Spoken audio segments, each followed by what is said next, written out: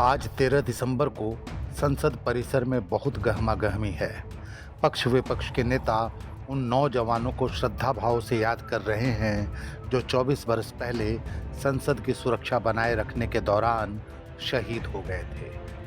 लेकिन क्या आपको याद है कि 24 वर्ष पहले क्या हुआ था? चलिए आपको लिए चलता हूँ 24 बरस पीछे। 2001 की वह 13 दिसंबर बहुत मनहूस थी। आज की तरह ही तब भी केंद्र में भारतीय जनता पार्टी की अगुवाई वाली एनडीए की सरकार थी। तब प्रधानमंत्री अटल बिहारी वाजपेयी थे। संसद का शीतकालीन सत्र चल रहा था। राष्ट्रीय राजधानी में कड़ाके की ठंड थी, लेकिन संसद भवन के अंदर का माहौल बेहद गर्म था।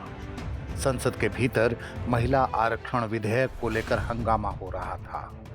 तत्कालीन प्रधानमंत्री अटल बिहारी वाजपेयी और नेता प्रतिपक्ष सोनिया गांधी संसद भवन से निकल चुके थे, लेकिन संसद भवन में गृह मंत्री लाल कृष्ण आडवाणी समेत कई वरिष्ठ नेता मौजूद थे। तभी अचानक सबने गोलियों की तड़तड़ाहट की आवाज सुनी, जैसे कोई अंधाधुंध गोलियां चला रहा हो। किसी की समझ में कुछ नहीं आया। भारतीय लोकतंत्र के मंदिर पर आतंकी हमला हो चुका था। आतंकियों के पास AK-47 सहित कई अत्याधुनिक हथियार थे। राज्यसभा के मौजूदा सभापति CP राधाकृष्णन ने 2001 में आतंकियों को भागते देखा था। तब वे लोकसभा के सदस्य थे और संसद भवन की पहली मंजिल से उन्होंने यह आतंकी हमला देखा था। तब घड़ी में सुबह के तकरीबन 11:30 बज रहे थे। एक सफेद अम्बेसडर कार संसद भवन के गेट नंबर 12 से भीतर दाखिल हुई थी। कार के प्रवेश करते ही सुरक्षा कर्मियों को थोड़ा संदेह हुआ और वे कार के पीछे दौड़ पड़े। लेकिन इसी दौरान यह सफेद अम्बेसडर कार संसद भवन परिसर में खड़ी उपराष्ट्रपति की गाड़ी से टकरा गई। टक्कर होते ही कार से उतरे 5 लोगों ने अंधाधुंध फायरिंग शुरू कर दी।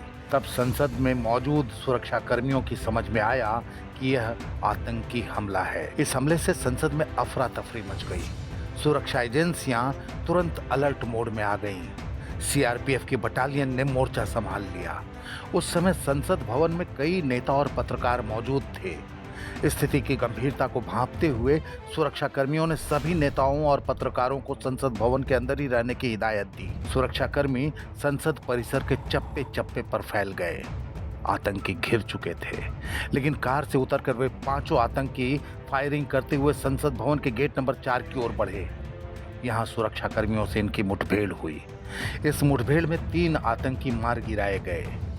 इस दौरान एक आतंकी गेट नंबर 1 की ओर भागा और सदन में घुसने की कोशिश करने लगा, लेकिन सुरक्षा बलों ने उसे वहीं ढेर कर दिया। आखिरी आतंकी गेट नंबर 5 की ओर भागा, लेकिन वहां भी सुरक्षा बल अलर्ट था। उसने अपनी गोलियों का शिकार बना लिया इस 5वें आतंकी को। यह मुठभेड़ सुबह 11:30 बजे शुरू हुई और शाम तकरीबन 4 बजे खत्म हुई थी।